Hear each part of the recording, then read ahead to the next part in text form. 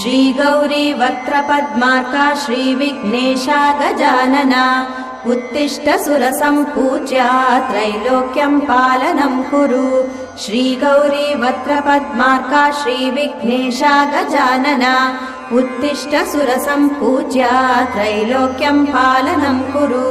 उत्तिष्ठोत्तिष्ठ हेरम्बा उत्तिष्ठ गणनायका उत्तिष्ठ करुणापूर्णा भक्तानां भाग्यदायका।